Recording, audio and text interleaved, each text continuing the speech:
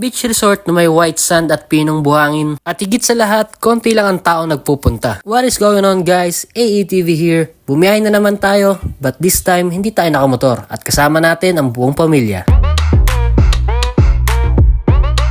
Ang naging daan natin papuntang resort ay kagaya din ng naging daan natin nung pumunta tayo ng Cabiang Tunnel gamit si Toby.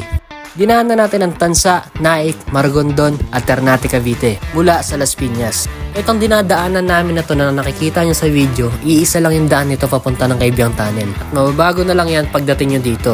Pag kumaliwa ka dyan, yan yung paakyat papunta ng Cabiang Tunnel. At dun tayo, didiretso tayo pababa dun sa pupunta nating resort.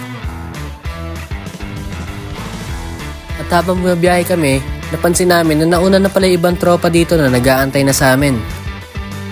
Bago ka pumasok ay kailangan mo munang dumaan sa screening area. 100 pesos nga lang pala yung entrance dito at 250 naman para sa cottage. Ang pangalan nga pala ng resort na to ay KBR o MBGL na ang ibig sabihin ay Katungkulan Beach Resort o Marine Barracks Gregorio Lim. Tama po narinig nyo dahil ito ay barracks at dito rin nagtitraining yung mga gustong maging Marines. Pagpasok mo dito ay hindi pa agad yun yung beach. Kailangan pang bumiyahe ng more or less 3 kilometers dahil masyado pang mataas yung lugar. At pagkatapos ng mahabang biyahe, ay eto na ang Katungkulan Beach Resort.